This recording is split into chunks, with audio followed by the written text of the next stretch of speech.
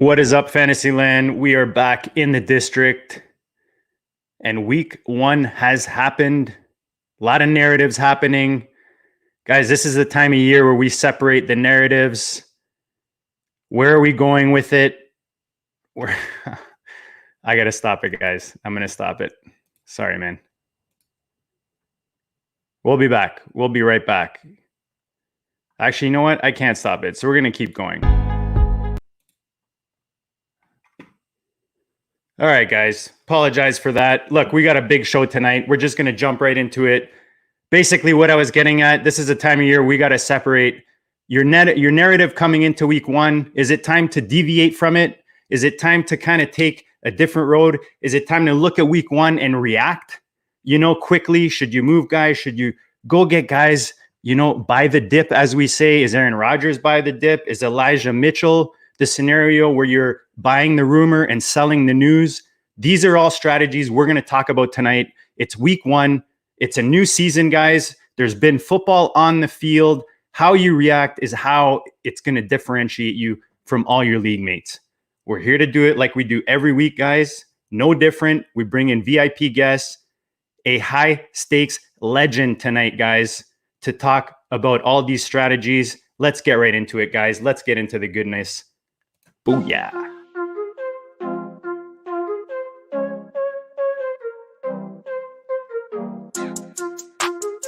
Go district.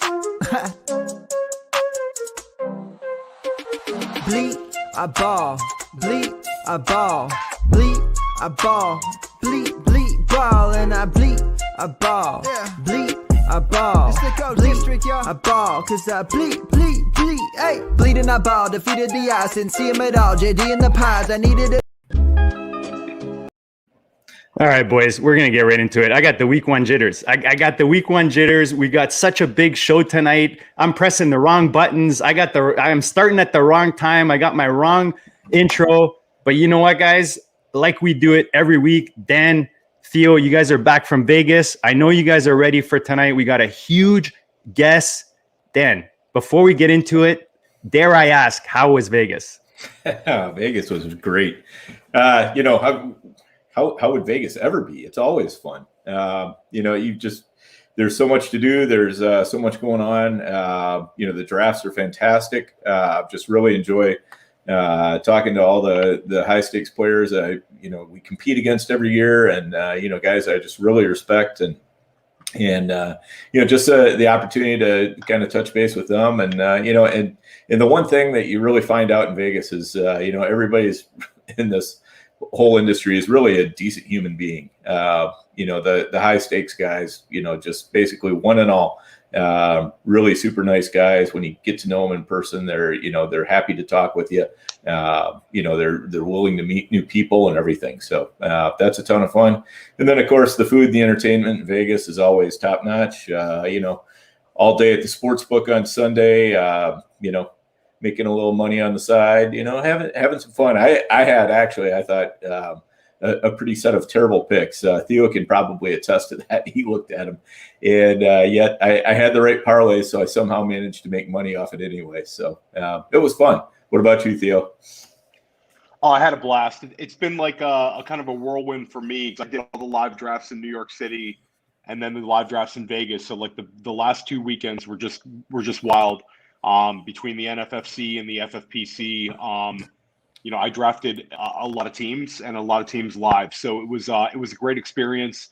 Dan and I got to draft the main event team. We did 2 main event entries together. One we did online, and one we got to draft live out in Vegas. I'm bullish on both of our teams. It was a pleasure drafting with Dan. And it was great to see a lot of the people we interact with in the NFFC and the FFPC. Talk to some guys that I'm friendly with, and some guys that I just enjoy competing against. If anybody's ever thinking about going and drafting live, there's nothing better. So yeah, it was awesome, and I'm glad we have the NFL back. We've been talking about draft stuff for months and months, and now we're on to actually analyzing games and situations and waiver wires and all that good stuff. So I'm fired for tonight. Yeah, there's so much to talk about, guys, and that's I mean, look, put it this way: this show can only go up from here, right? We already messed everything up you possibly can in an intro, but like you said, Theo, I'm glad you guys had a blast in Vegas. Yeah, super jealous. And every year that if I do miss it, it's like something's missing, that time of year. So I'm glad you guys got to go out. I'm glad you guys got to hang out. And from what I heard, you guys got to meet a lot of our audience, which is awesome. People coming up to you, telling you how much they love the show. And guys, check out Dan and Theo dropped a quick live feed from live from Vegas while they were down there. You can check that out on the channel as well. So guys, no further ado, man, we got to bring this man in. We've been bringing in these high stake beasts to give you guys info that you're probably not hearing anywhere else, tips, tricks, strategies, approaches. And this man, Mr. Matt Modica, welcome to the GOAT District, my friend, is no different. Hey guys, glad to be here tonight. Yeah, thanks for coming on, man. This is fantastic. You want to tell us a little bit about yourself and what you've been doing in high stakes and all that? I know that a lot of our listeners are familiar, but I'm sure that there's some who are not familiar with your work and would like to find out a little more.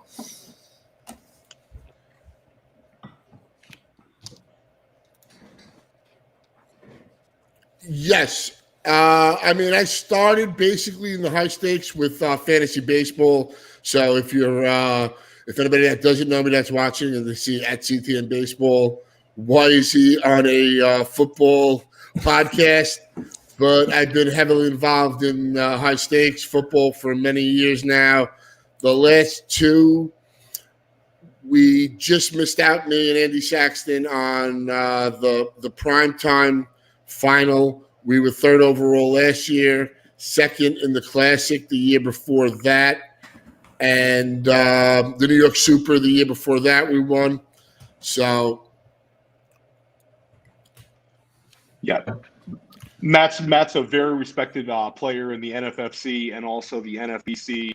He's taken down a lot of big prizes, and I think he's a very sharp guy. When you talk about players, he's not afraid to go against the grain, and it's a really great way to start off the GOAT District after week one.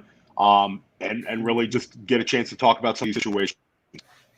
Yeah, man. Like I was trying to say in the intro is it's all about the narratives, right? Like we come into week one, we've kind of positioned our players, our rosters based on these narratives that we have coming in the week. And now it's like, how far are we going to deviate from that as things happen on the field, right? And I think the guys that do it the best, and you two are perfect examples of that, are the ones that handle these situations the best, that find those opportunities, that don't knee-jerk react to it, right? And then maybe give away huge value or make a bad trade or whatever it is, maybe blow their wad on a waiver wire pick, we might talk about tonight. But just that's kind of, these are the little intricacies that, those are the little edges you can gain over your league mates. And tonight's guest, combined with Dan and Theo and all the goodness, and guys, let's face it, there was a lot of goodness on the field this weekend. Especially last night. So let's get into it.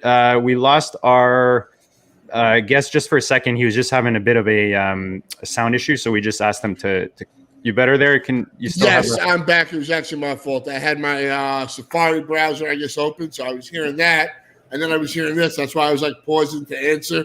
I was hearing you and then other stuff was coming back on this side of my ear. So I apologize for that. I'm ready to rock and roll and go over this fantastic week one. No need to apologize, man. I just messed up the biggest intro of the year, week one. So you're all good, man. I make everybody look better. Here, right?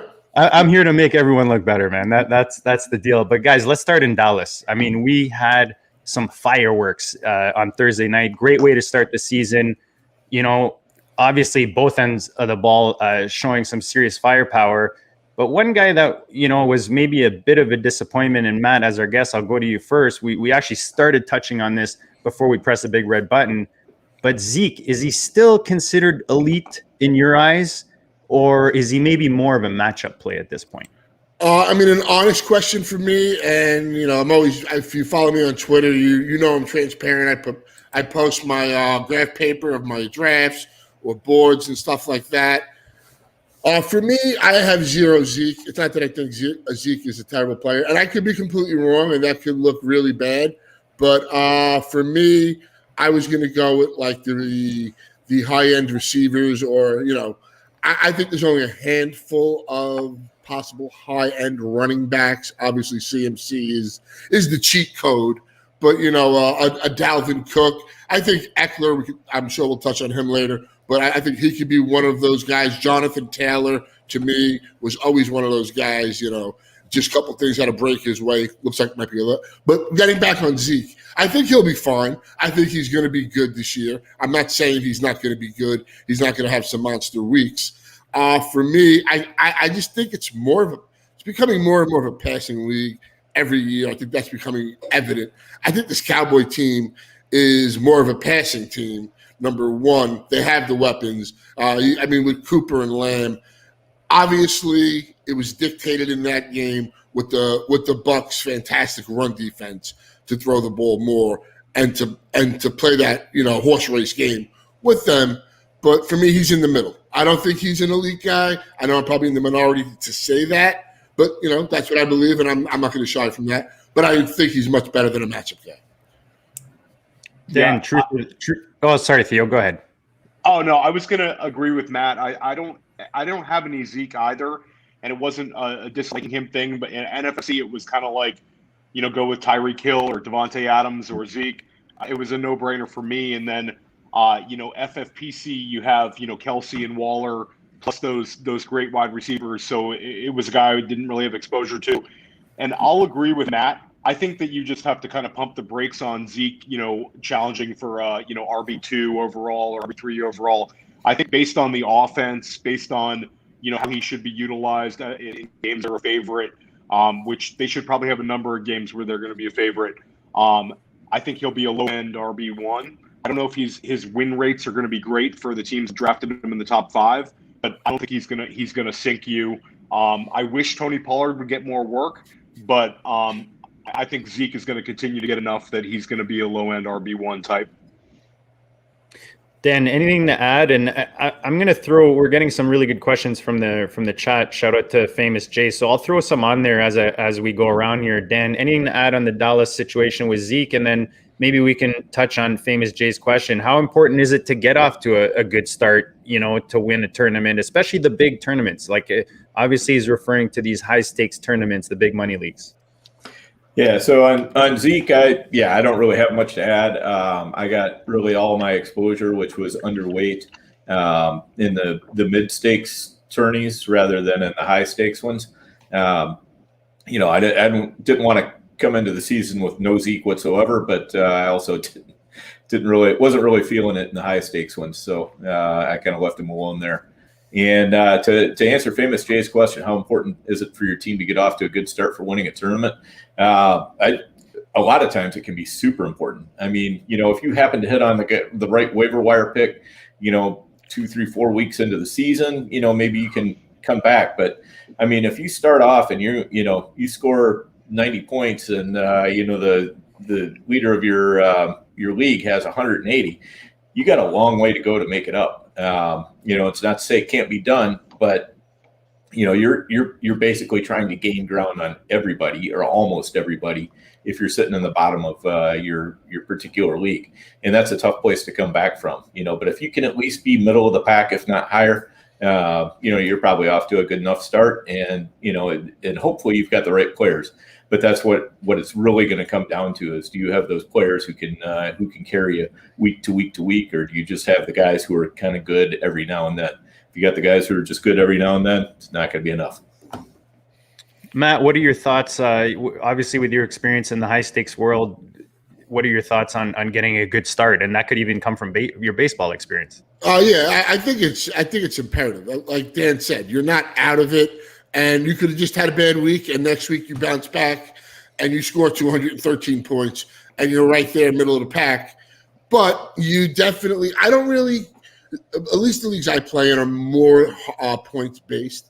So I'm geared on points. I'm looking at 170 is the baseline. I want to have at least 170 every week. And now, are you going to get that every week? No. But I mean, obviously I want more. And, Even in the league where I scored 200 points in one of my online champions, Dan scored 208, so I didn't even get first place for that. So I mean, but I'm right there. You don't you're buried. It's not over. It's week 1, and next week, maybe you're facing the Falcons. Maybe who's I forget off the top of my head who's playing Atlanta this week. I know Saquon's playing him week 3, but I forget who's playing him this week. So maybe Tampa Bay. Tampa Bay, like Ronald Jones might actually, have a good day, believe it or not. But I mean, that offense going up against the Falcons. So I do think it's imperative. It's not the end of the world. It's always better to start on a good foot. But I think you have to know averages. Like you're looking at an average score every week. So 170, you really don't want to be under 150. That's what I look at. That's like the baseline. I don't want to be under. I know not all my teams are going to put 170 or more, but I really don't want to be under 150. Theo, since we're talking Tampa, Gronk, just, having a Gronk type of intro to the season, we'll touch on AB a bit. I know Dan was a big AB guy going into the season, so I got to give him his props on that one. But talk about Gronk. We're obviously playing in the FFPC tight end premium type leagues. Is he considered an elite player, an elite tight end now for you? Is in that elite tier, or is this one of those buy the hype, sell the news type of scenarios? I mean, Gronk doesn't look quite as athletic as he used to, but I think that it doesn't really matter. I think he's going to score enough to return as a mid tight end 1. I think he looks like a steal for early drafters, and you could see how the market shifted in the FFPC and the NFFC this past weekend after that Thursday night blow up game. But I'm buying Gronk. OJ Howard looked completely behind him. OJ was used as a blocker, and that's a incredibly explosive offense. And I think that if Gronk is going to see this type of target share, I think it might not be a week to week type blow up game, but I think there will be a few more blow up games, and he'll have enough points at the end of the year to look like really one of the steals of the draft at the tight end position. So I'm absolutely buying Gronk. Dan, do you want to gloat about AB, or should I ask Matt if he's got any other truth or dare scenarios out there in Buckland? No, I got to take my victory lap real quick on both Gronk and AB because I was on them all off season, and getting the cheap shares and just absolutely loving it. And when I saw it on Thursday night, I mean, that was nothing was making me happier than to watch that going on and knowing that both of them were going to go shooting up the draft boards, and I was already sitting there with shares that were quite a bit cheaper. So that's a nice place to be sitting. I'm sure I'm going to be wrong on a lot this year. I've already been wrong on a few things, but I'll take the victories like that where I can get them. How about you, Matt? What are your thoughts on those two guys? I think you want everybody and anybody that's involved with the Tampa Bay Buccaneers. Obviously, the running back situation is the dicey part of it, but that offense is just going to roll. Their division, I mean, who's really going to challenge them?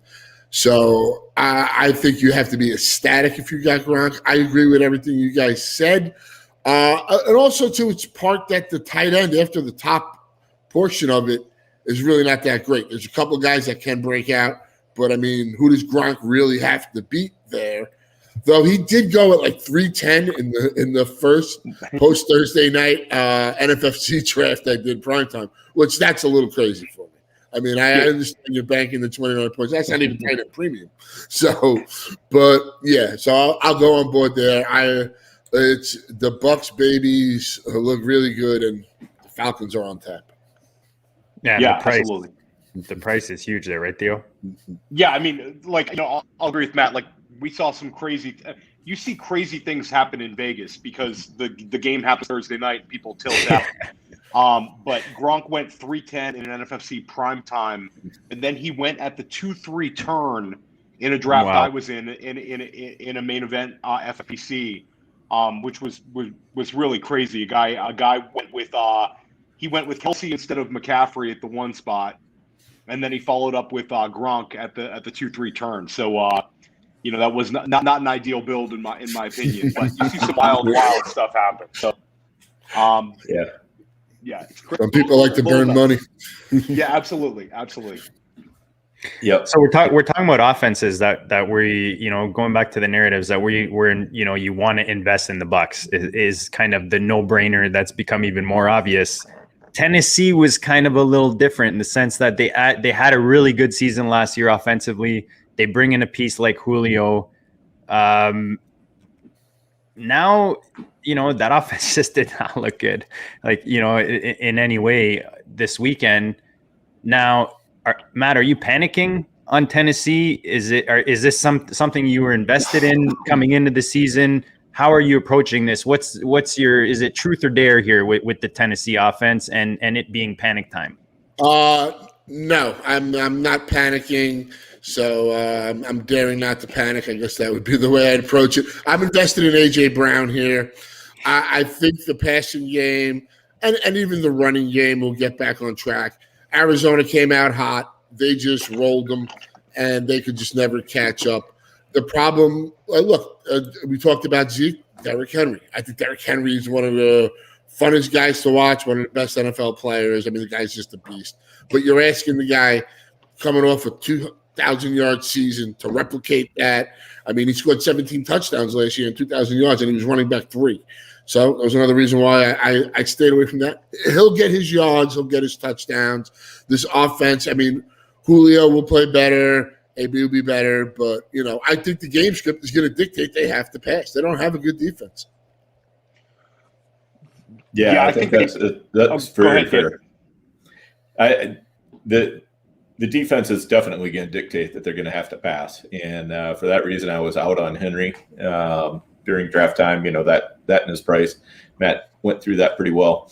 I think, really what we're going to find out is how well can the new offensive coordinator adjust.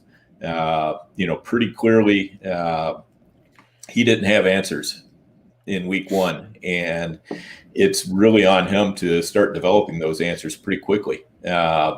Because if he doesn't, it's going to be a long season in Tennessee, and it's going to be a long season for people who bought Tennessee assets.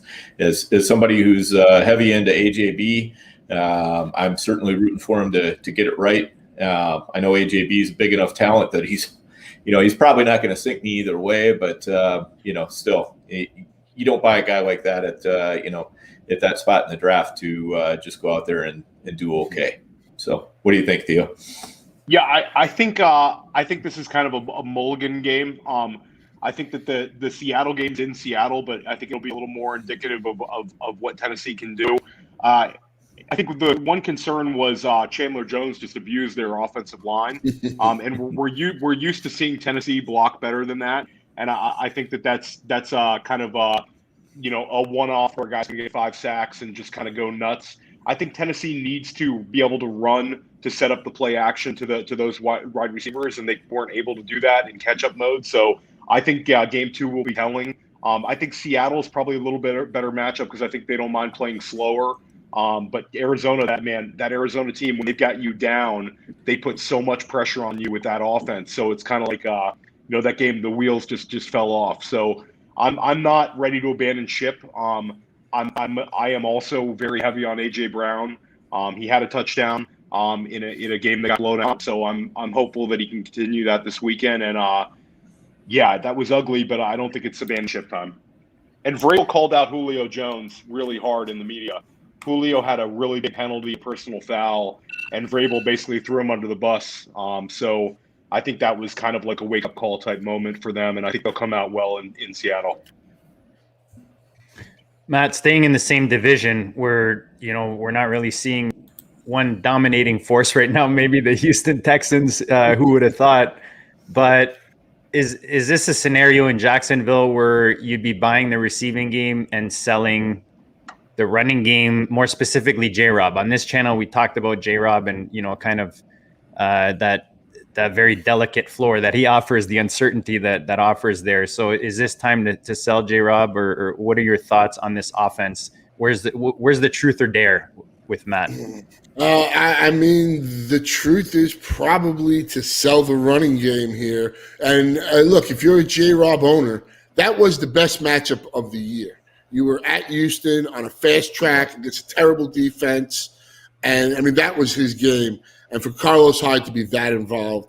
And it looks like J-Rob's going to be more of the ETN guy than, that back that was going to get all the touches with the rushes and the reasons. So that's got to be a bit disconcerting. And he's a guy that went late second, early third in a lot of places. Maybe fell back a little in the last week. But he was a pretty high asset. I mean, he was great last year. But I think this is a team that's going to be throwing a lot. Urban Meyer said they can't be a 51 drop back team, but I don't see how I don't really see most of the weeks. You just played the worst team in the league, everybody thought, and you had to throw the ball 50 times. You got better teams coming. Yeah, I think that's fair. I mean, you're talking, maybe you won't be throwing it 50 times, but I bet they'll be throwing it 35 to 40 a lot. So that's going to be the big issue. I think if you bought J-Rob, I mean, you're kind of stuck right now.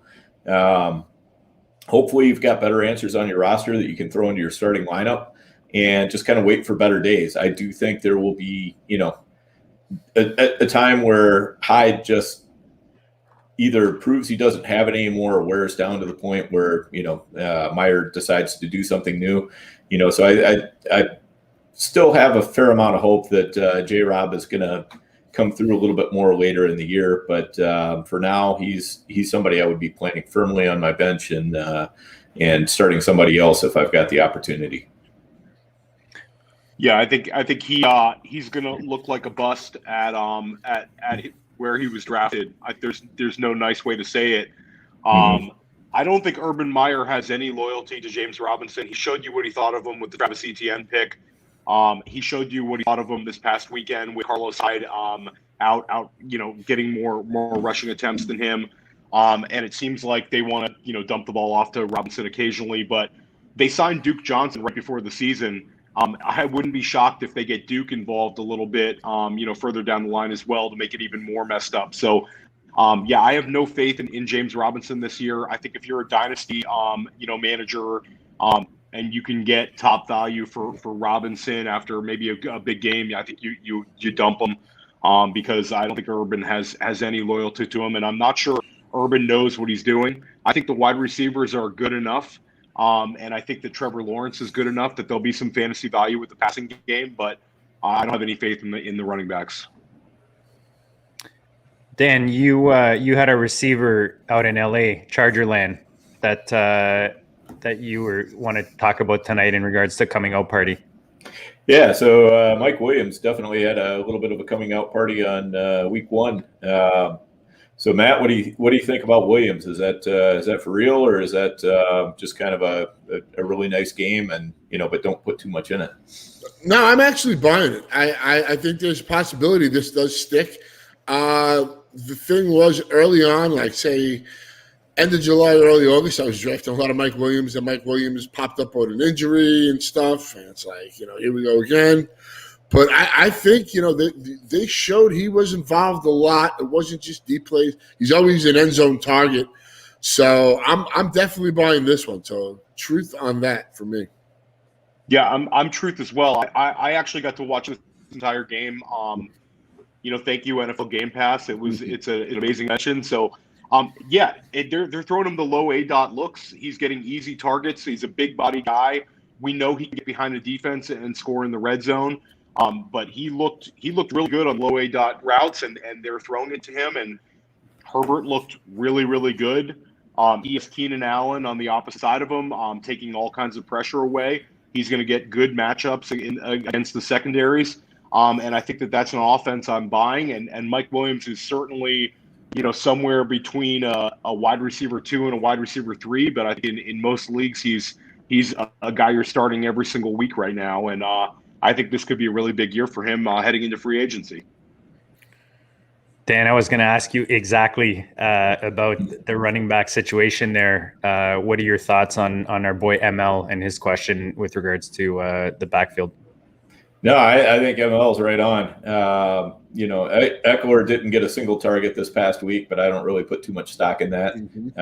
It was function of the game circumstances, and the nice thing that we did see out of Eckler was the goal line carry, which we had not seen hardly any of at all before. So if he's going to get those goal line carries and he's going to get those targets, and I do think he will get the targets. Eckler is going to be a really nice buy that people are going to be very, very happy with. Matt, where are you at on that? Yeah, no, exactly. I think everything you said there, watching him get that goal line carry, I kept hearing how he never gets any goal line carries. The one thing in watching the parts of that game I did see is and I was a little surprised by it, but the Chargers wide receivers were open. Even Bigfoot, Jared Cook, was running wide open. It wasn't like he had to jump it off that game. When you got the receivers open, just keep throwing to them. Yeah, that's a good point. Herbert talked about this. I saw an interview with him, and they asked him specifically about why they didn't dump it down to Eckler, and he says the game plan is always looking downfield, and then they'll dump it off when they have to. So I think that a lot of defenses are going to be, it's going to be matchup specific, but Herbert's a good enough quarterback that if you're taking away the wide receivers, he'll have no problem giving Eckler a 10 target game. So I think that'll happen naturally. It might not be a force fed thing we might have expected, but like Dan said, if Eckler is seeing the goal line and he's seeing all the red zone rush, it seems like as well, then he's gonna blow up this year because that offense is going to score a lot of points. And that was a tough road game for them, and they won it. They're going to have some matchups where they're going to be scoring in the 30s, before you know it. So I'm buying Eckler. I'm not worried about that game one. We all know that he's a fantastic receiver, and I think the receptions will come. Guys, right, and Roundtree is definitely looking like the backup there. So if you're in deeper leagues, that's the guy you want. That nice last pick in those FFPC best ball, Mr. Roundtree. Exactly. Guys, smash the like right now if you're liking what you're getting. And, you guys saw me fumbling in the beginning, and I keep forgetting every show to mention this. If you're watching this or you're listening to this and you're a techie, you know how to edit videos or produce or do anything like that, image work, digital work, any of that stuff. We could use a bit of help here in the district. So reach out to me or Dan or Theo, and maybe we can get you a spot on the team to help us out, so that I don't keep fumbling those intros, Dan. Anyways, guys, Dan, I wanted to ask you before we kind of go back to offensive fantasy again, because of the leagues, the high stakes leagues, FFPC, you've got defenses there. You threw a tweet out today with regards to the Washington football team being an overrated defense. I wanted to ask you, was that specifically for week one, or just you think in general this season, especially in the early parts of the season, that this is maybe a defense that's overvalued? I think it's a defense that's a little bit overvalued overall. They had quite a few games last year where they gave up a lot of points, and that doesn't really help out a defense, even fantasy wise. Even though sometimes you can have a fantasy defense that gives up a lot of points and yet they still score pretty well, and that did happen for Washington. That's not something that I like to really count on. Or to me, if you're giving up that many points, you're probably sooner or later going to go through a bad stretch where you're not scoring many fantasy points.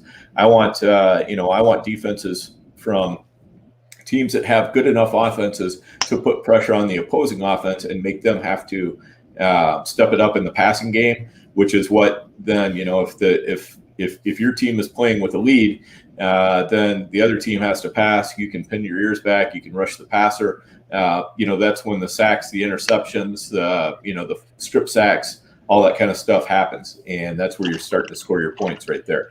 And I'm just not sure I see Washington in as good a, I don't think they're a terrible defense, but I just don't see them as being one of those elite defenses where they were getting taken in most of the drafts this weekend. Guys, yeah, I think there's a chance for a get right type game. Thursday at home against New York. The Giants, that's right. certainly struggled with Denver. So yeah, I'm with you. I don't think that they'll, like, Washington was drafted like defense 2 or 3. I don't think they're going to hit that, but I think they're good enough. There's a lot of individual talent on the defensive line. There was Herbert certainly had moments where he picked them apart in timely moments. So that was a little disappointing, but the Giants game could be a real get-right game for them on Thursday. Yeah, I mean, I think they have the talent there. I think it's about getting the sacks and stuff and the turnovers. Like I said, sometimes you're going to just facing the Cowboys is going to be tough, twice a year. Are the Eagles really for real? We'll see that. But, I mean, the Giants, this is a game Thursday night that, this defense has to step up. And look, I mean, I know the Chargers were on the road, but that was a tight game. Yes, Washington got lucky. I thought that was a horrible call. That wasn't a fumble in the end zone. I don't know. Maybe I watched that and I was like, whatever.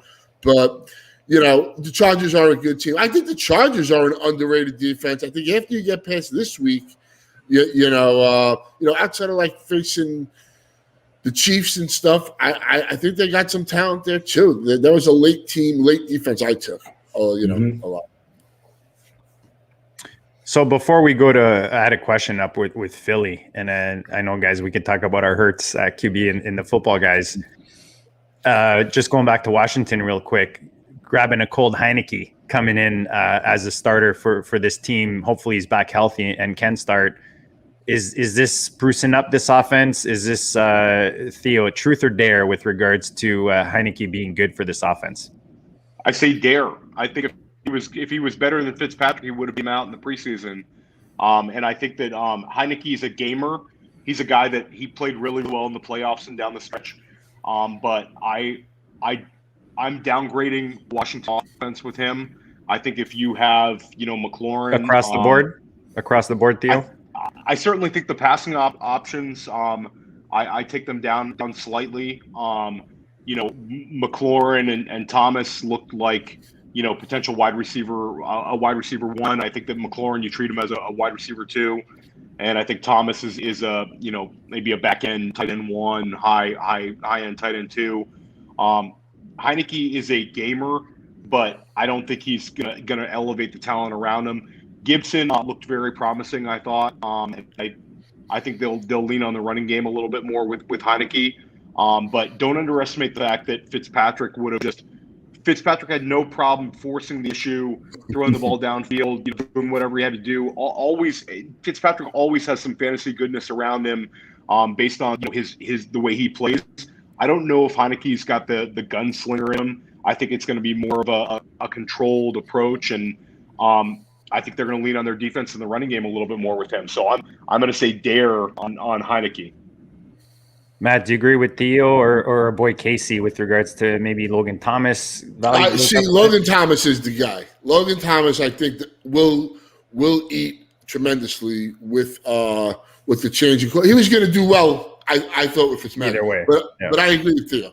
He's a gunslinger. He's not afraid to throw the interception. That's part of his game. He's going to look good at times, and he's going to get burned by the interception. That's how he's made his bones in the NFL. That's why he's still around. He's not timid. He's Jameis Winston with a beard. Yes, an elder statesman. But I'll say it for this, maybe for like real football, if the defense can step up, Gibson, does his job. And maybe it's not that bad for them, I think, but like for the fantasy purposes, they do take a hit. But Logan Thomas is the one guy I think will not be affected. If anything, he might even get more of a boost. Dan, anything to add before we talk about the Eagles in the same division? Which, I mean, this division is fun as usual, right? No different this year. Exactly, yeah. No, I guess I'm probably a little more bullish on Heineke, but I kind of came into it. I was a little bit of a Heineke truther, all off season long. Not that I necessarily didn't like Fitzpatrick, but when's the last time you saw Fitzpatrick start 16 games? So, Heineke was somebody I was definitely grabbing in deep leagues, grabbing in super flex, things like that. And I do agree that at least for the short term, he's going to be a downgrade in the passing game. They're gonna be a little bit more cautious. They're gonna have probably a little bit more, just conservative game plans. But I guess I have at least some level of optimism that he might be able to still unlock McLaurin to the point where he's, low end wide receiver 1, high end wide receiver 2, something like that. And Logan Thomas, I'm definitely buying, and I think this does nothing but help Antonio Gibson probably, other than if the offense can't maintain drives, that's going to be problems for Gibson. Matt, Philly was some nice value this offseason with people unsure about what Hurts would do in this offense and how it all come together. Some people saying, obviously with the Watson rumors and all the QB rumors, you think, oh, what are they in rebuild? Or they, there's all kinds of kind of uncertainty thrown out there, and it made for a lot of opportunity. And we got a question from our boy Casey. Hurts and that offense looked good this weekend. Truth or dare right now, whether it's Hurst or this offense as we go into week 2 and beyond. See, this is the beauty of week 1, where they faced the Falcons and it just looked terrific. Now you're home versus San Francisco. I want to say truth, but I'm going to go dare here. I want to see it happen against the Niners, against a real team. They just throttled Atlanta. Atlanta didn't even put up a fight. Atlanta was still running the ball while they were down 3 touchdowns. It was like, is this really like what are you doing? You got. I got Ridley in a couple of big spots, and I'm like, why are you throwing? Yes. Mm-hmm. I'll say this: as much as I said there, I see the potential. I want to remain a little calm after week 1 against the Falcons. This is going to be a nice matchup. Hurts goes in, and Rieger and Smith, and everybody does it again. Then they're for real. So this is nice because they had the matchup in Atlanta. They took care of business, looked fantastic. How's it going to go in San Francisco? Yeah, I'm going to say truth, because I think that Hurts, they're using him well enough on those design rushes. I think he's going to keep returning value. If they're gonna give him 10 or so rushing attempts every single game, I think he's going to keep it going. It's a very difficult matchup against San Francisco. I completely agree with Matt on that. But I'm kind of bullish on Sirianni. He's got like a presence to him on the sideline. The players seem to love Sirianni, and they're utilizing the backs well. I think Sanders and shout out to Matt, who drafted the hell out of Kenny Gainwell all summer long. Kenny Gainwell looks really good too. So I think that he's shown that in Indianapolis he can maximize his backs, and he certainly did that this weekend. Devonta Smith looks really good. Both tight ends are healthy. I don't know if I'm necessarily buying Rager, but I'm certainly buying Smith. And I think that offense is going to kind of surprise people a little bit. But I would be surprised if they get a win against San Francisco. But I'm a little more bullish on Philly than I thought I was going to be after seeing them. Atlanta looks absolutely horrible. Atlanta looked like one of the worst teams in the league. They had 2 third and longs where they ran the ball. It was like they threw the white flag at home. They had Cordero Patterson getting a first quarter rushing attempt. It's like what are you guys doing? It's I'm a little worried about Ridley and Pitts based on just I think Matt Ryan kind of looks like dust, and Philly just beat the wheels off him. Mm-hmm. I'm with you there. I was terrified. I saw somebody on Twitter said something about looked like Arthur Smith and Matt Ryan had just met for the first time on the bus ride into the game.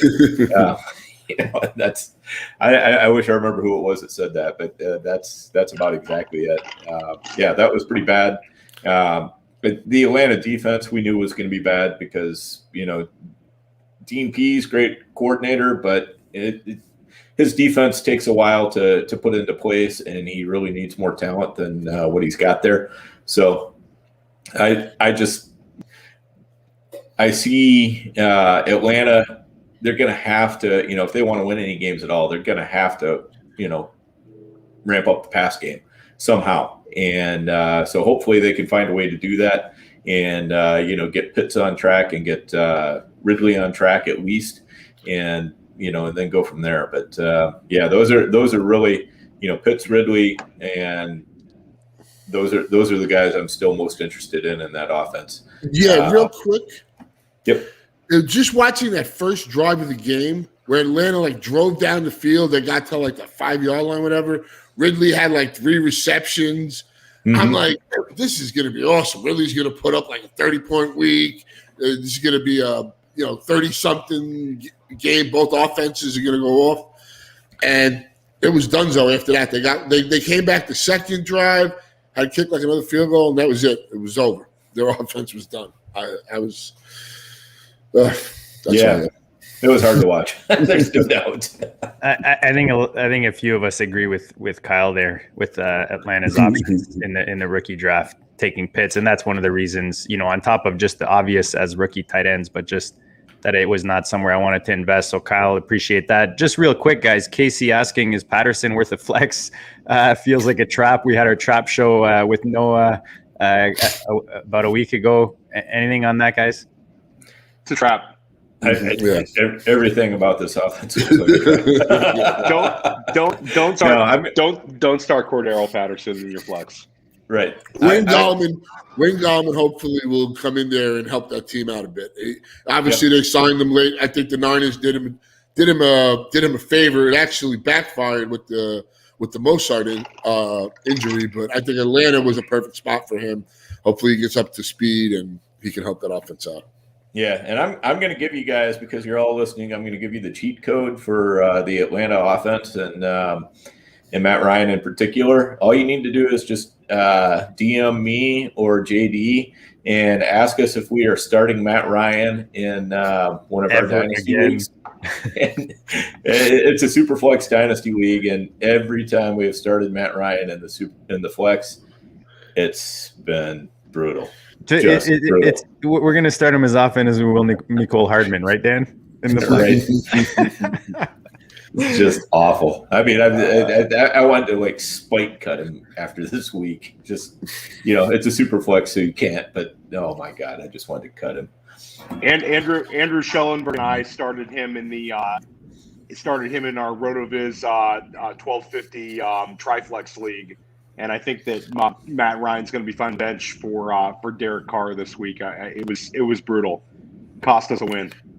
Well, I mean, I think what you have to hope this week, if you're like me, you have really in a couple of spots, and you invested in Pitts, is they have to cash in on the garbage time. Which, I mean, Tampa Bay is going to put. This isn't going to be close. So you're going to have to still be competing. And, throwing the ball, not running the ball, and putting up points. Because, I mean, the garbage time points count just as much as the, early game points, midway points. So you need those garbage time points this week. So just to kind of simple this down for anyone, watching that, are we buying this offense at a discount right now when we're talking about the main pieces in Ridley, or is this just like a fade now, or is this, where are we in the truth or dare situation?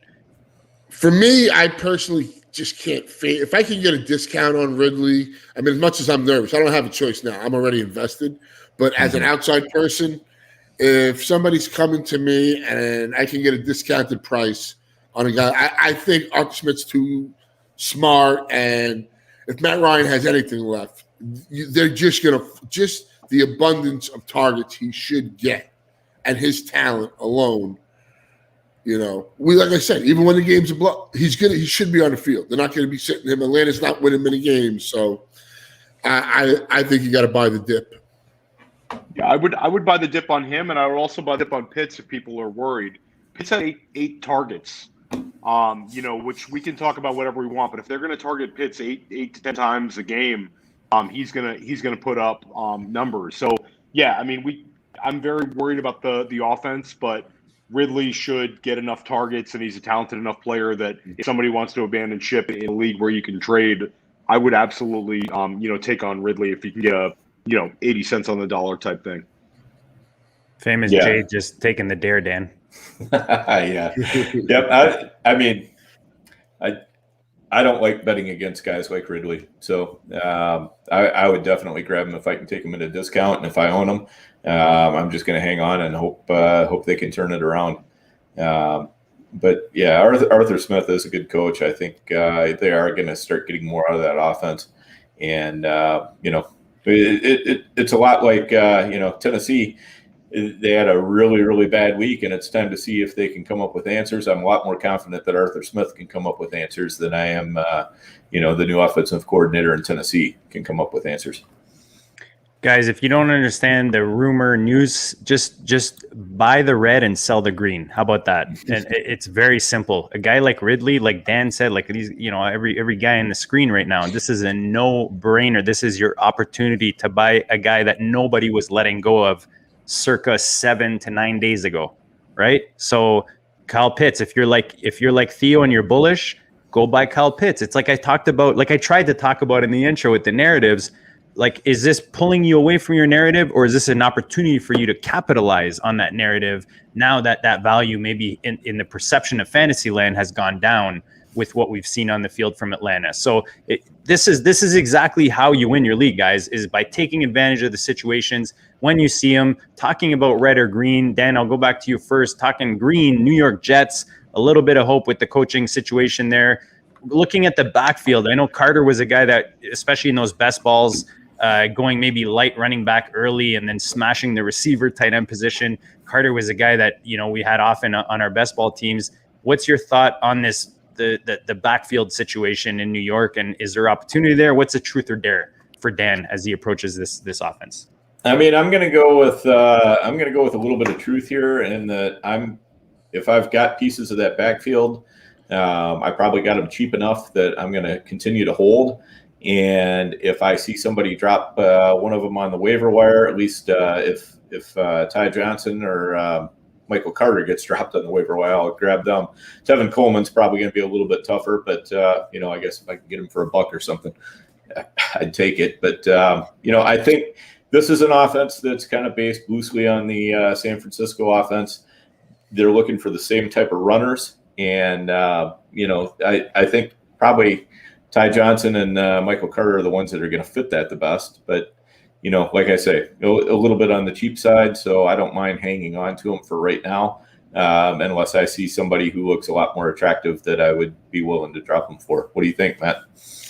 Yeah, I mean, it's one of these things where I kind of like the receiving pieces of the Jets, not really the running backs. The one running back I do like is Carter, like you guys are in on. And, you saw him just drop as it became all you heard in like the OTAs and leading up to the preseason games was how he was the guy in their backfield, and he has that pass catching ability, which we all love in PPR. But until he becomes that guy, I mean, if you have him, I think you're just stashing him, and it's one of those you got to be patient with. If somebody cuts him, that's when you got to pounce. And you got to have room on your bench, and that's what you got to bench for. Stash a guy like that. I do think his time will come, but he's the one piece in that backfield that I would be after. Otherwise, it's basically the passing game for me for the Jets. Yeah, I'm not particularly high on any of those running backs, but Michael Carter would be the one that I'd want on my bench. It seems that it's a long season, and he has a decent profile that you would at least expect him to get the opportunity down the line. I don't think the Jets are a team that's going to win a lot of games. They have New England coming into New York this week. I live on Long Island. I would love to see the Jets get that win, but I don't anticipate it. I'm not really buying anybody in that backfield, but I'll agree with Matt. If Michael Carter is somebody you have room for, I think he's got kind of the highest ceiling if given the opportunity. But right now it's kind of a big pain because a number of guys are getting touches. Tevin Coleman's in for maybe half the game. So it's kind of a pain in the butt backfield where nobody's really returning any value. So I would say dare at this point with some hope.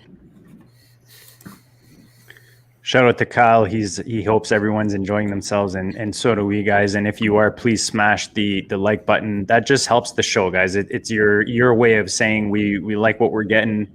We appreciate the goodness. That's your way to support it. It takes literally a millisecond. Subscribe, obviously, so you keep getting the goodness, including the bloopers. I like to offer some bloopers every once in a while in the beginning of these shows just to keep it light and keep it entertaining.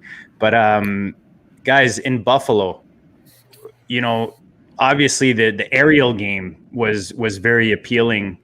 And maybe I'll go back to you, Theo, first. The running game, obviously, Moss, Singletary, they bring in Breda. Is Singletary the piece you want in this offense? Truth or dare, Theo? So I'll say as long as you understand your expectations, I'll say truth. I think that with Moss out of the way with an injury, I think Singletary's a guy you can put in the flex. I'm not overwhelmed with him, but I think he's a good enough player. If you're in a pinch at an RB2 or a flex, you can use him. I've always kind of liked Singletary, and we've always said that it would be easier to gauge that backfield if there's only one of them. So they had a disappointing loss week 1 to Pittsburgh, but Buffalo has Miami this week. It's a potential get right game. The offense is still got very talented players, and I don't mind Devin Singletary right there.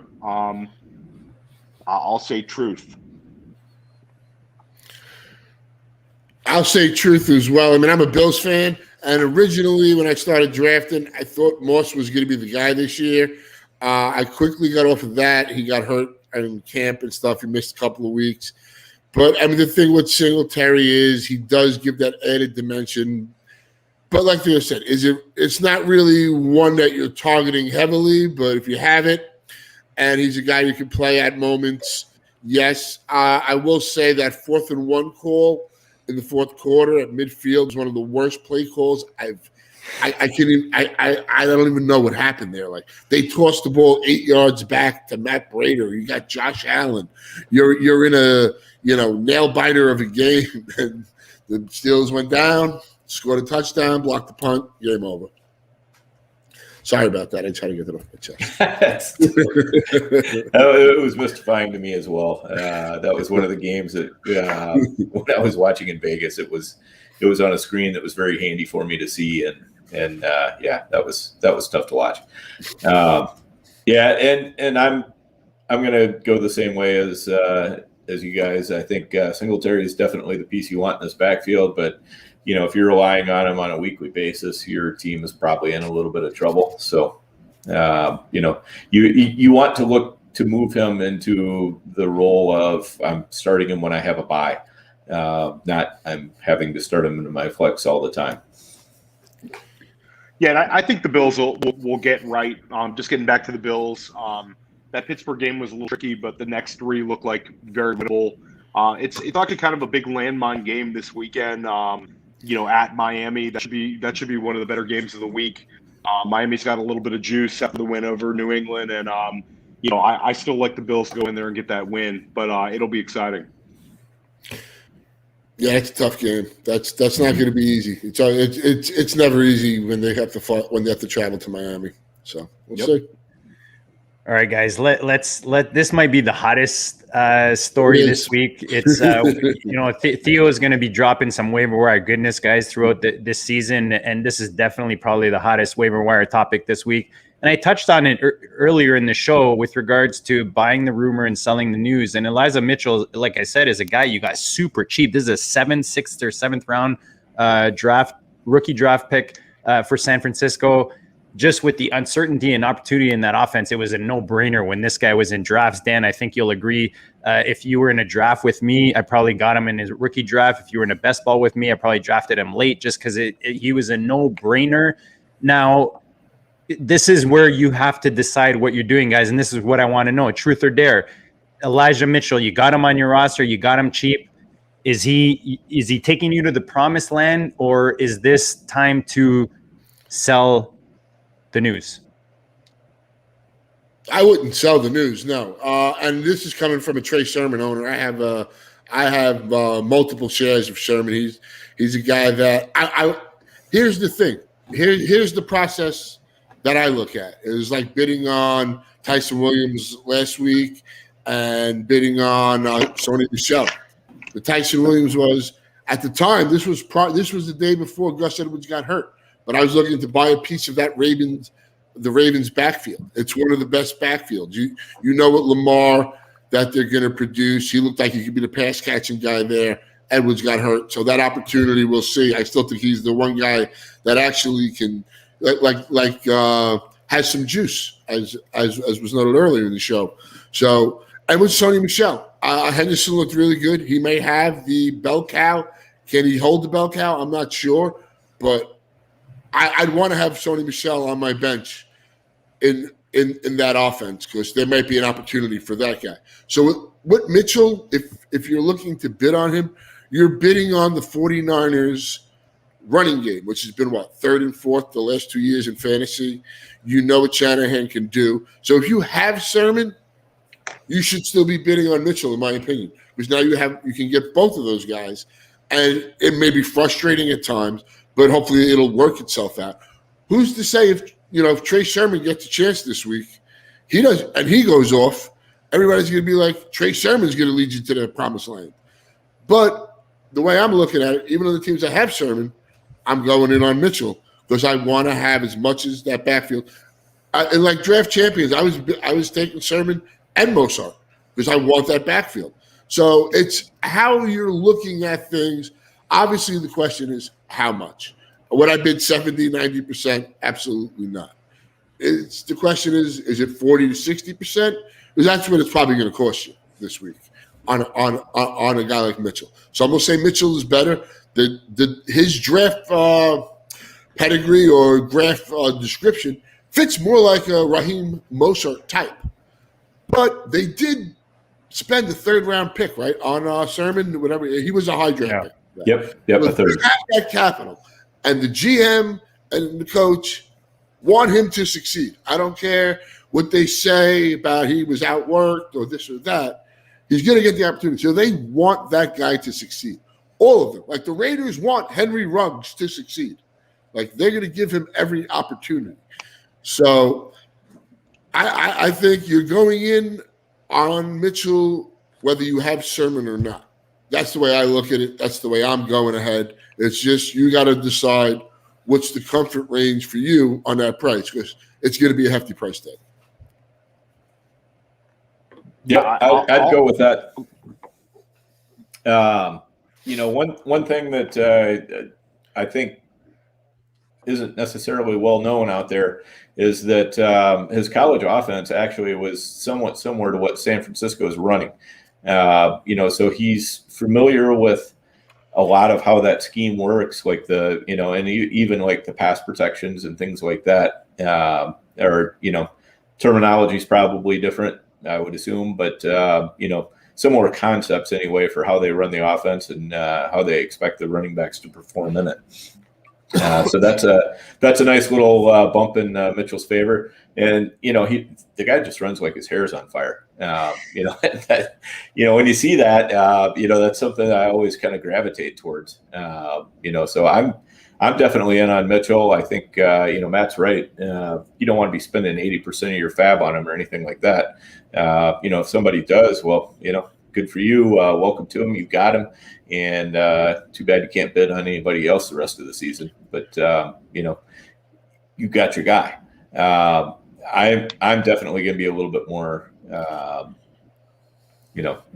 guess a little more judicious than that. But then I already have some shares where I took him real late too. So for me, I've already got exposure. So I will make sure that nobody else is going to get really cheap exposure, but I'm not going to go out there and just completely bust my wallet on every league. Yeah, Dan makes a great point. Even if you don't believe in Mitchell, if you think somebody else in San Francisco is the play, you have to price check your league mates. Don't let somebody get, Elijah Mitchell for 25%. You've got to put a price check in there. And I'm going to say truth. I think that Shanahan has shown in the past that he does not mind going with an unknown.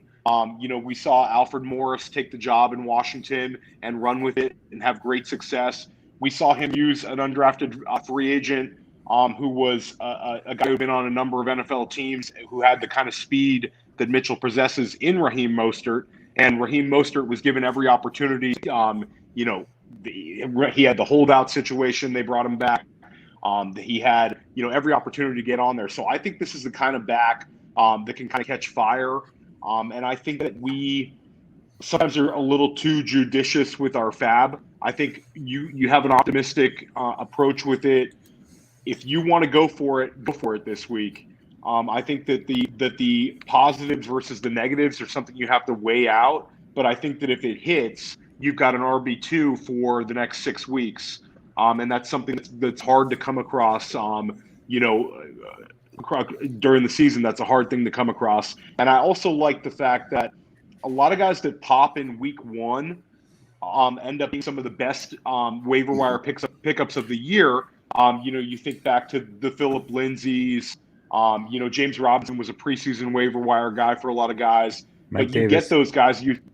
Mike Davis was, good call. Mike Davis, he right after CMC went down, he was a guy that people were getting. Those guys stick, and you use your fab and you get them for a number of games. If you use a big fab bid in week 10, you might only get that guy for a few games. So I think it's worth a shot, and I think he looked great. They gave him 19 carries, and he looked terrific running the ball, and he also has receiving ability. So we all think that offense is dynamic. He looks like a guy who could get the job. I think he's the kind of guy you're very aggressive with this week.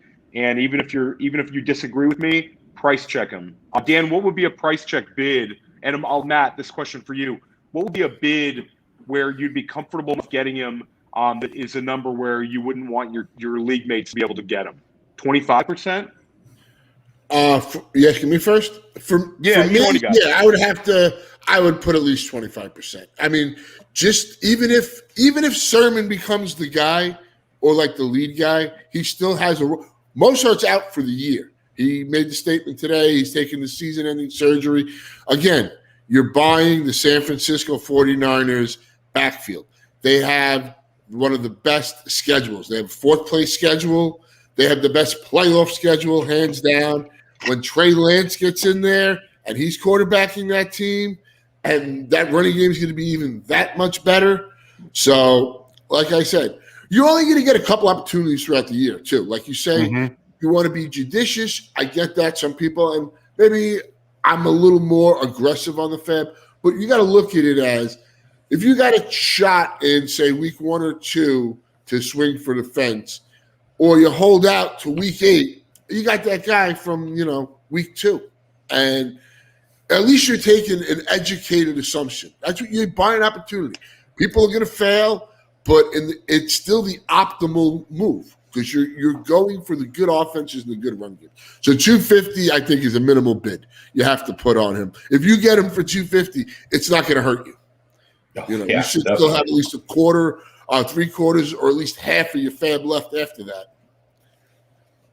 And let's face it. Sorry, Dan. Let's face it. These running backs in the San Francisco offense have a history, maybe the way that the offense runs, of being injured. So even if you don't, like you guys said, if you don't think that he's going to take over the role right away, that opportunity is going to come really quick. Chances are. Yeah, and when you're deciding how much you want to bid, I mean, you just really got to be team specific. You might have a team that has a huge hole at running back, and you may need to go heavy for him and make sure you get him. And if you really need him, and you think he's going to be potential make or break for your season, going over 60% shouldn't be a problem for you. If you're just trying to check somebody, 25 to 35%, we'll just make sure that nobody's going to walk away with them for too cheap. And even if I'm strong at running back, I wouldn't mind spending that much on Mitchell because, I mean, we all know, what could happen during the course of a fantasy season. You can be 3 or 4 deep at running back, and 2 weeks later you can be scratching for a single starter. Yeah, it's not like the receiver position where they're, you got options galore. If you get a stud running back that magically lands on the depth of your bench, I mean that's some serious goodness right there. Guys, Seattle, just to go to another offense that was cooking this weekend. Russ was cooking. We love to say that if you're owning parts of this Seattle aerial assault. Matt, what was your narrative coming into the season, and truth or dare right now with this offense attacking in the air? Look, Russ is a winner. I love that he was on with Peyton and Eli last night. In the fourth quarter, he stayed on with them until overtime. I mean, he's class act. Guy's a winner. I say truth all the way on this. As long as you keep Pete Carroll out of the kitchen, they got the new offensive coordinator. It looks like, everything is there. You saw it last year, and then, it kind of spun out of control at the end. But, yeah, I'm saying truth. I you have those two studs. Carson stays healthy. You got Everett there now. So, yeah, I'm in.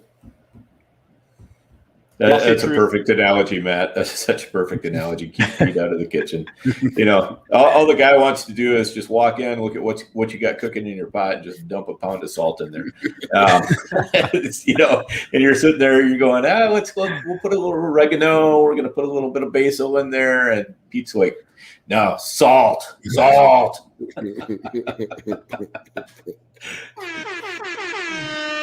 The cook and Dan coming out here on the stream tonight. Yeah, I hope that Russ keeps cooking. I don't know if he will or not, but I certainly hope they keep him cooking because that offense could be just fantastic if they let him keep doing what he does best. Theo, what do you think? Yeah, I think that I'll say truth.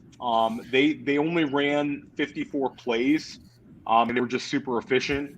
I think that there's going to be, a number of games coming up where they're going to have to play a little faster and have to go for it a little more. I think that offense certainly has the weapons, and Russ is a stud. Two stud receivers on the outside. We saw Gerald Everett from the end zone. So, yeah, I'm truth on that offense, and I'm happy that I have some Tyler Lockett and some. Dan, before we go, or as we go to my Colts, who didn't look too fantastic on the other side of the field there. Carson Wentz, I'll let you say it, man. Give us your thoughts on Carson Wentz and what he did on the field, and what's your truth or dare? Yeah, so I want to find out what Matt thinks about this, but did Wentz just forget wide receivers are eligible receivers, or is he going to be fine once the rust wears off? Where are you at on that? I thought it was a great game. I mean, Jonathan Taylor looked fantastic, keeping that trend from last year. Again, I think he's one of the best running backs if he's healthy. And even with Hines, I mean, it shows they both can play in that backfield now. I do think the wide receivers, the Pittmans, I mean, Paris Campbell, I think at some point in time will do something for this team. But I do think maybe as the season, look, he missed a lot of camp with the injury, then the COVID. So, I do think he's got to get back into it going. But I was very intrigued with Jonathan Taylor. He was a guy I got on three big teams early, and then I was like, you know what, I got to kind of move away a little because I don't want to be overweight. You just can't be overweight on a player in fantasy football because that one guy can just take you down. Yep. What do you think, Theo? Yeah. I mean, I'm very bullish on Taylor. I think Taylor's, clear RB1. He continues to show ability as a pass catcher, and he's one of the best natural rushers in the league. I love Hines. I think Hines is just, I wish I had total exposure to Hines. He's such a talented receiver, and they use him. So I have some Pittman. I'd like to see a little more. The snaps are there, but they're not really throwing to him. He was a little disappointing. So I'm looking for a turnaround game this weekend. I'm a little pessimistic about the wide receivers, but yeah, if you have Taylor or Hines, you should feel very, very good about things. And just to point out, as per NFL.com, my Colts 5 seasons in a row with a different quarterback starting week 1, which is, it's like having a different coach, right? For like a young quarterback or something like that. Haven't the Colts lost like 15 or 16 season openers in a row or something like that? Something like that. Some kind of craziness going on. The Colts have lost 11 of their last 12 week 1 games, 8 straight. There you go, Mr. Matt, dropping the goodness. I'm not trying to. I remember hearing something. They haven't been good on week 1. You can't handle the truth. Well, we can definitely say JT is the truth, and I think anything else in that offense is a dare. And you have Matt Stafford and the Rams coming into Indianapolis this week, so it's not going to get any easier. That's a tough one for the Colts. Yep. All right, let's go to Detroit. We, one guy, all of us, I think, on this show, on the channel, big TJ Hawk fans, just got way too many shares, especially tight end preems. Other than Hawk, Swift, and J Dubs, another one of Dan's favorites. Matt, I'll go to you first. Is there anyone else on this roster you want a part of? No. I mean, maybe there's a receiver down the line that can show something, but right now, these are the 3. I have to give Jamal Williams some props. He turned it on too.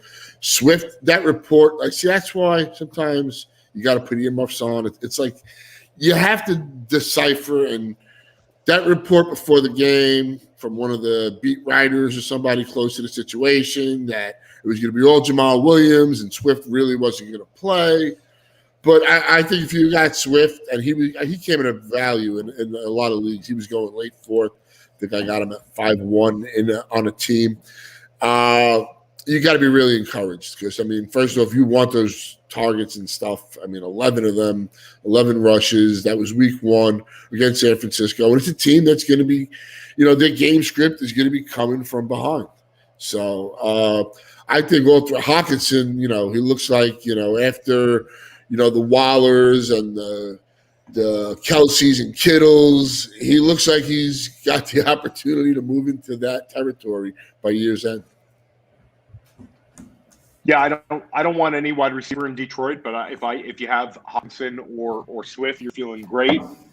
Shout out to Glenn Lowy, who's going to come on the GOAT District, Awesome, at the end of the month or in October. He went pretty much all in on DeAndre Swift, so that's a great start for his fantasy teams.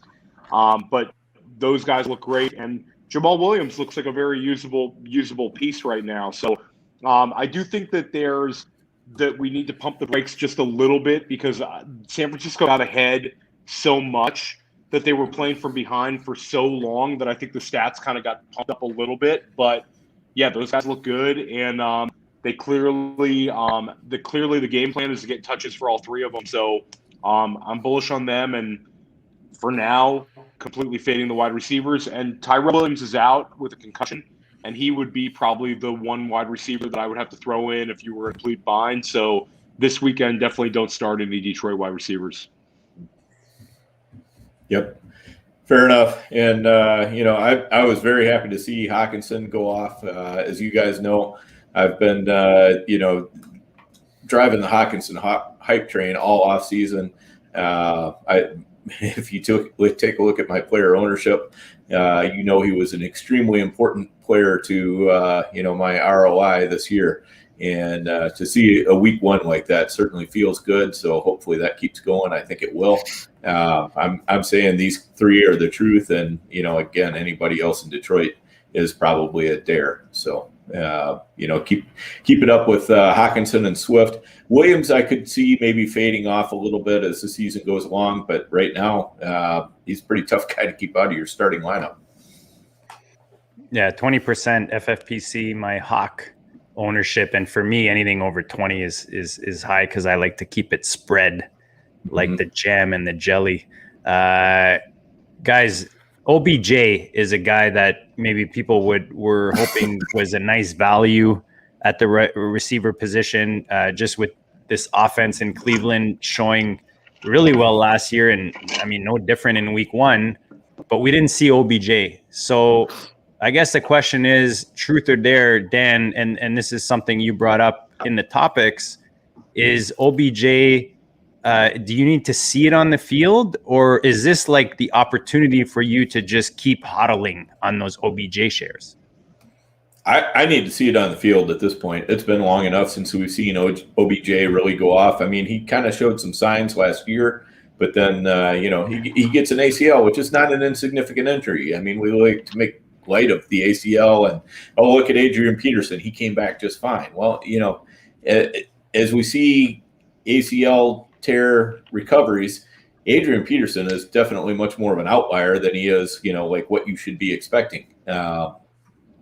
So with OBJ, I was already worried from his previous injuries before the ACL that might have sapped some of his explosiveness and some of his jumping ability, that made him what he was. And, I was taking him in when he was falling into the 7th, 8th round, things like that earlier on in the offseason. It got a little bit tougher once he started moving into the 5th and 6th round. I don't have very much OBJ that high, and at this point, the shares I do have of OBJ are going to be planted firmly on my bench until I see a good game from him. Yeah, I agree. I think you have to, wait and see. It's kind of disconcerting that he didn't get he wasn't able to be out there for week 1. And, shout out to Jarvis Landry. That guy is just a football player. The guy can do everything. I mean, he catches everything. He can throw the ball. He can run the ball. I mean, if you like football, you don't like Jarvis Landry. I don't know what you think. So I'm with Dan on that. I think Dan nailed it. Yeah, I'll go up to you guys. If OBJ is active this week against Houston, I don't need to see anything. I mean, well, if he's active against anybody, I think that the Cleveland offense looks very improved, and I think all offseason, the drum beats were, this is going to be an OBJ season. He wasn't able to play this past weekend, but I think that I'm optimistic that he's going to have some games this week. If this injury lingers, my tune will quickly change. But if this was just a maintenance thing and they wanted to be very careful with him, then that's okay with me. I have a lot of OBJ. I drafted him and I plan on using him. I think that, with the downfield targets to Schwartz, Baker looks good. He completed passes to a number of people, but I think when it comes down to it, that he's the alpha in that offense when he's there.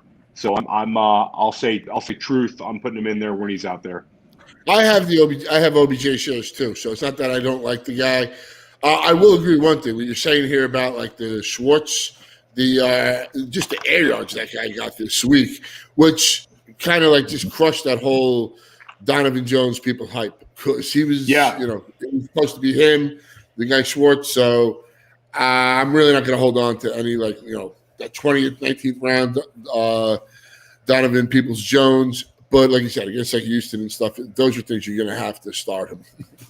Schwartz is fun. I have him on some dynasty teams, but he's probably the fastest player in the NFL right now. The guy was like a 4.19 40 at his pro day, and he's very young as well. He's like 20, and he can fly. So I respect the Browns for using a draft pick on him and getting him involved at the gate. I'll assume that it was because OBJ was hurt, but he was. I wrote about him in a waiver column today. He's an interesting guy to stash because, it seemed like he was part of the game plan. And if his usage increases a little more, I mean, that guy can absolutely fly. Schwartz is kind of my Elijah Moore of the rookie receivers, just in the sense that where he was going, I mean, the opportunity in that offense, you talk about Peoples-Jones, he showed flashes, but Schwartz was going, 4th round? Sometimes even further in those rookie drafts. So again, you got him beat up in Dynasty. People didn't love the profile in Dynasty. They looked at him kind of like a Tutu Atwell type, like a specialist, but he looks a little more than that. And they're seeing an offense that maybe he's not passing the ball like we talked about. They've got those 2 running backs there, so maybe that's not the appeal. But again, you're not driving. Guys, one thing to keep in mind, whether we're talking about the Carters or the Schwartz or the you're not drafting rookies for week one, guys. If you are, you're just doing this shit wrong. And you probably didn't have Akers, Gibson, and JT to win you leagues last year like we did, right? Because you were impatient and you drafted these guys for the wrong reasons. Rookies are not going to win you week one, guys, period. Look at both Moores. I mean, look at Elijah Moore and Rondell Moore. I mean, just look how fast they looked. I mean, Rondell Moore is probably going to take some time in that offense. I mean, Kirk was amazing what he did. He totally surprised me there.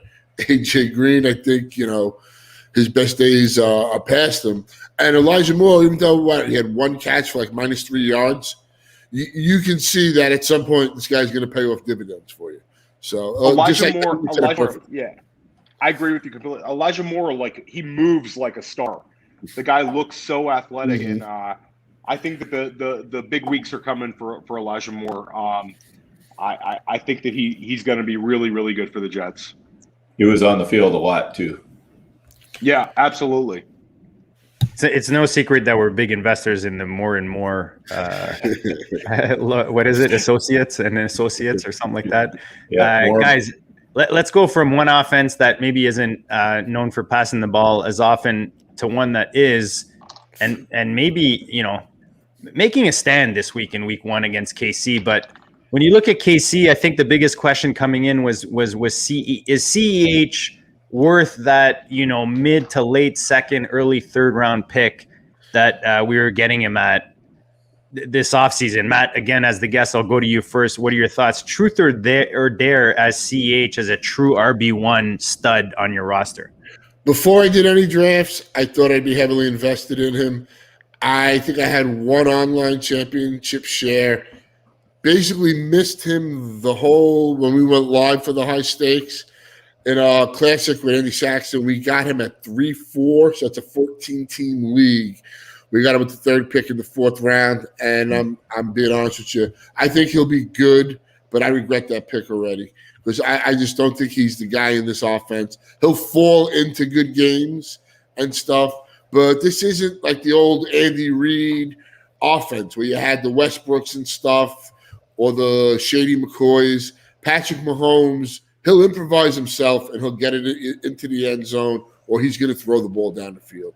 And when you got Kelsey and Hill, why wouldn't you? And when you're as good as Mahomes, why wouldn't you? So I'm going to say dare. I'll say truth because I think he's becoming matchup dependent, and I think he's just on an offense that's too good that he will fall into good weeks. But I'm just being honest. I regret that. Taking him at 3-4 in a 14-team league. Yeah, I think he's an RB2, just based on the offense he's in. But Mahomes doesn't check down. Mahomes is going to scramble around, look downfield. So it kind of really limits. CEH is running routes, but he's not getting targets. It's too good an offense that one running back won't put up some points. But yeah, it's you got to pump the brakes a little bit and understand what you have in CEH right now. I'm getting pelted by some rain here, so I'll make this quick and pass this to you guys and then mute the mic. Green Bay, one of these situations, in my opinion, by that dip, as we like to say.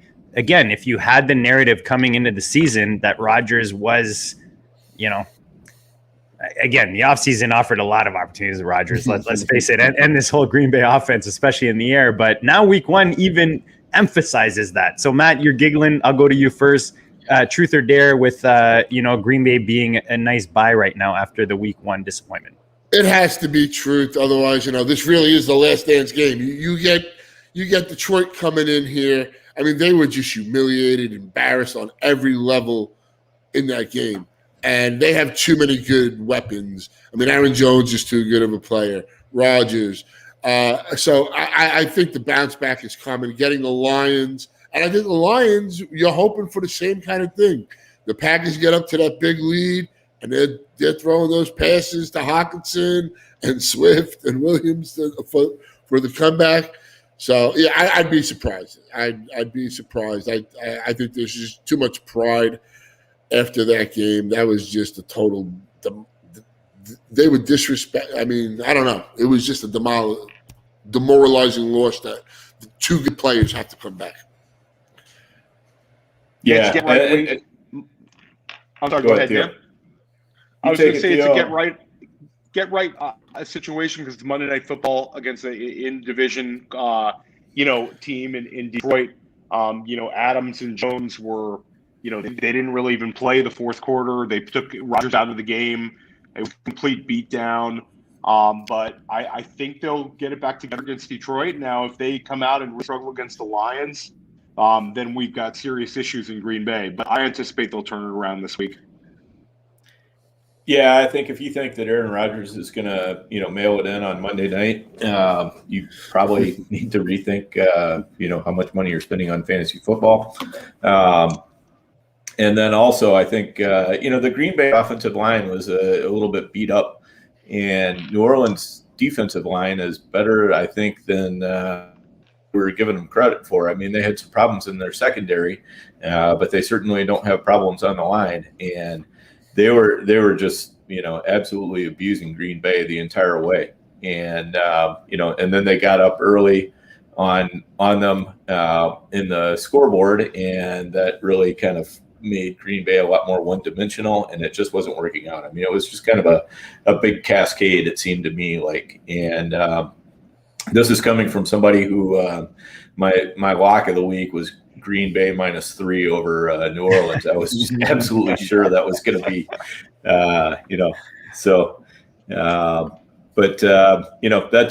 that's how I see it anyway. I think we're going to see Green Bay come roaring back this week. Whether they continue to be a fantastic offense like they were last year, that might be a little bit more of a stretch, but I think they're going to be a very good offense the rest of the way. And if you can get any Green Bay pieces for any kind of a discount, I'd be doing it. Agreed. On the other side of the ball, the unexpected domination of Mr. Jameis Winston, his coming out party per se.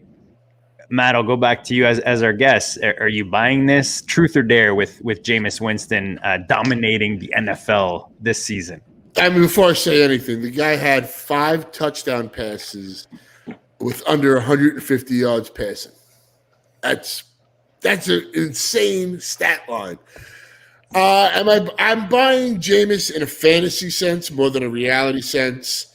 So I do think you're still going to see bad Jameis. I know he was groomed under Breeze last year. I'm rooting for Jameis. I always kind of liked him, but I'm not saying. I think we're all getting. Some people are getting a little over their skis on him right now.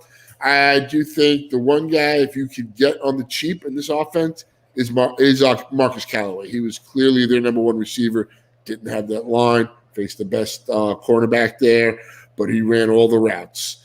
So he's their number one receiver. So if you're trying to get you get something on the cheap, get a good deal for yourself, maybe I invest there. Sounds good. Theo? Yeah, I'm, Winston had, like Matt said, he had 20 passing attempts and, threw a bunch of touchdowns. It was a perfect start for the Saints. If it was a super flex league, I'm throwing Jameis out there. I'd have trouble streaming him against that Carolina defense this weekend. If you're streaming quarterbacks this year, I would hesitate to do that. I am optimistic about how Kamara is going to be with him. They clearly look like it's complete game plan for Kamara. And I will agree, Callaway was, had by far the most routes run. Had by far the most, he's an air yards guy. And I think that big game is going to come for Callaway. So if anybody in your league, by any chance, if you're in a home league where maybe he's dropped, then, you need to pounce on him. Yep. Agreed. I think it's going to be awfully fun to watch, Jameis playing against Tampa Bay a couple times this year. That's something I'm definitely looking forward to. But I thought Jameis looked real good. I mean, he did have one boneheaded throw into the end zone where he got kind of bailed out a little bit, but it should have been an interception. But that's, he overall looked very, very good. Took care of the ball pretty well for the most part. So I like what he's done, and I think he did enough this week to keep Taysom firmly in that gadget player role. And, he would have to have probably at this point, a couple bad weeks before we'd really have to worry about Taysom coming out and taking the quarterback job. Matt, Gruden today saying that Waller's the best player he's ever coached out there in Las Vegas. Last night, I think he started 1 for 7 with regards to targets, and then kind of gave you all the money you needed to squeeze that win. If you invested highly in him in those first few rounds, especially in the tight end preems. Is Waller now the tight end 1? Matt, are you buying that, or are you selling that? I think he's right there. Kelsey's just the beast, and he's got Mahomes, but 19 targets. They weren't even efficient on those targets. I think he was like 10 of 19. And look, they just keep going to him. It's like they don't care. It's either him, Renfro. And at the end of I think the most encouraging thing was in the second half, and then the end of the game into overtime, we're seeing Ruggs make that catch down the sideline, and then Edwards step up. If those two guys can get more involved, Waller is going to be even more of a threat. Because if they can put something deep there, him over the seam, over the middle is just going to be. So is he the number 1? I think he's kind of right there with Kelsey. But, Kelsey's just a beast, and he's got Mahomes. So I can't dethrone him yet, put it that way. Fair enough. And I am definitely big on Waller. I'll put it this way. In one of our high-stakes dynasty leagues, Austin Martin was trying to get Waller from me. And at the end of our negotiations, which ended up with me retaining Waller, he said, I thought at the start of this I was a Waller fan. He goes, now I'm not even sure anymore.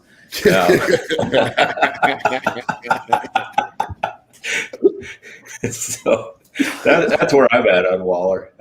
I think the guy looks just fantastic, and what a fun story to root for. All that's on the side for fantasy football. We need results, but he is a very fun guy to root for, and boy, he's just absolutely the straw that stirs the drink in Las Vegas. And I think Matt was exactly right. If he can get a little help from his wide receivers there, that could make him even more efficient. So, Theo, thoughts on that?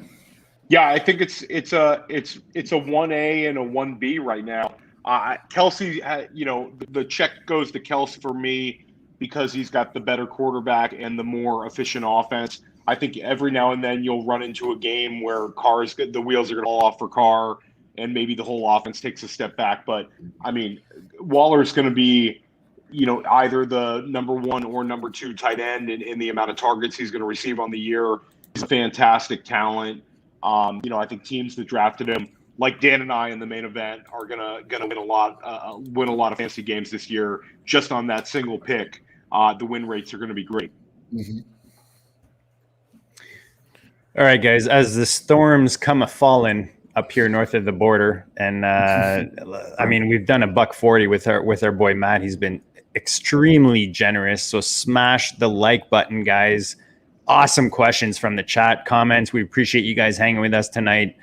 Matt, as we close this out, remind the peeps where they can find you. Any goodness you want to plug or promote you have coming out, and maybe just touch on one more situation. Akers was a guy similar to JT and Gibby that people were really high on coming in. Unfortunately, gets hurt. Is Hendo the workhorse? I guess is the last truth or dare that I'll ask you guys to answer before we close this bad boy out. Just getting back to that process question I posed earlier and how I want to buy opportunity in backfield. I thought Henderson was very talented. Akers went down. Everybody loved Henderson. Everybody's like, okay. All the people that were taking him in the 10th, 11th round were like, okay, we got a great deal. I believe in the talent. I'm just not sure if he's a workhorse.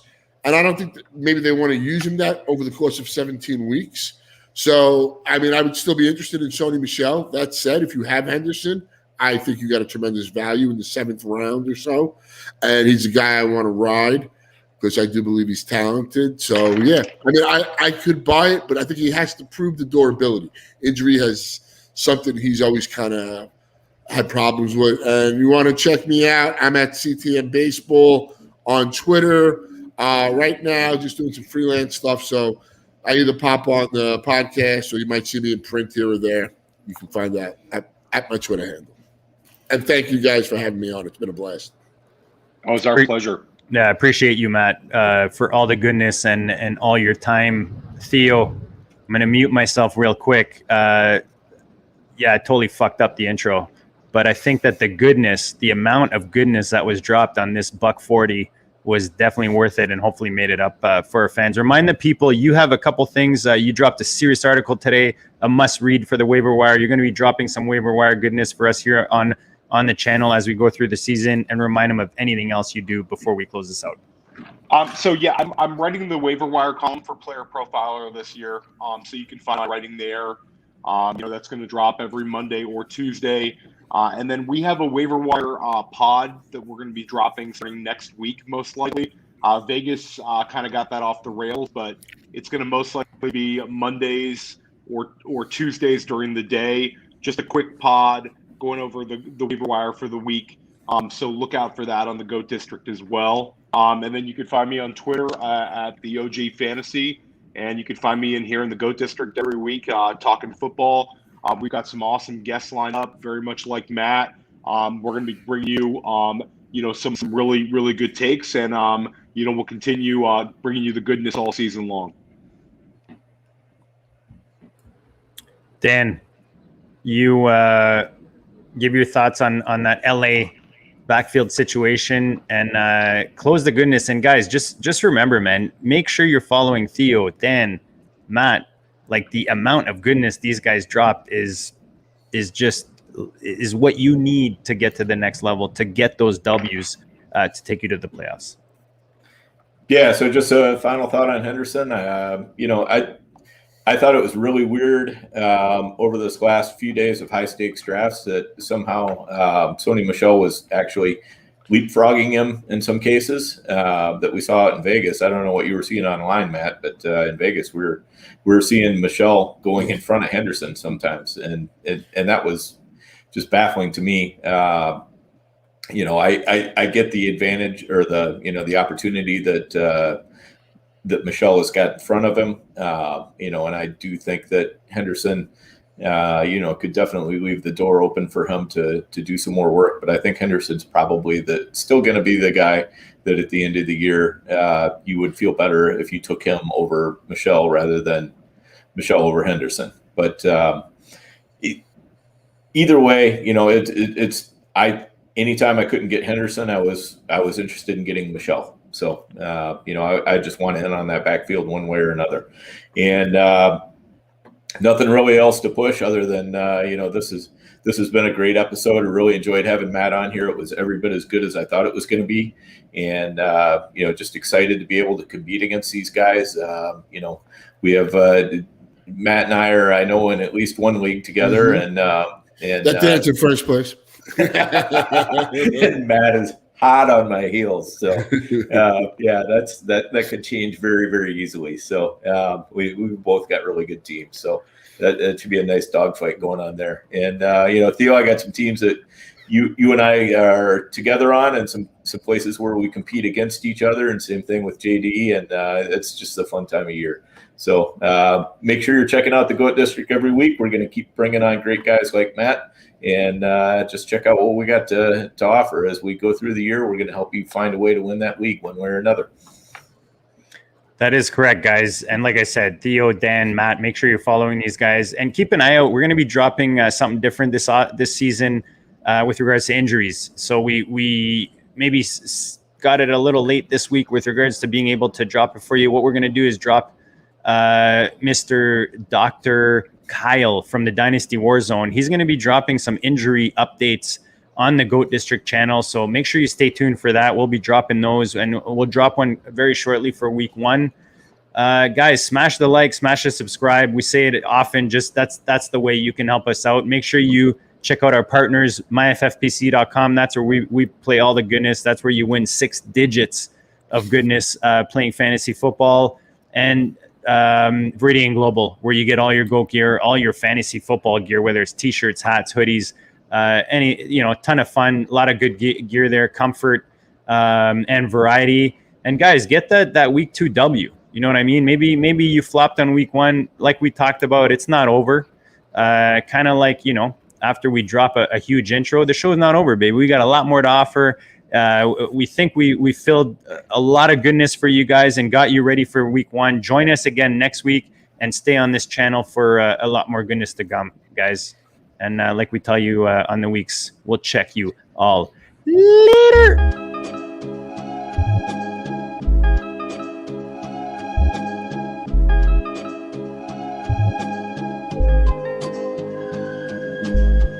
Go district, the Pope listens. Dynasty, our religion, for the blokes missing. On all of these trades, on all of these plays, on all of these grades. By the end of the day, y'all getting played. So, what you gonna do next? Try to fill up that flex? Send the homie a text? That trash offer's the best? You try to make it complex, then they text you back. Now all of a sudden, they don't make any sense.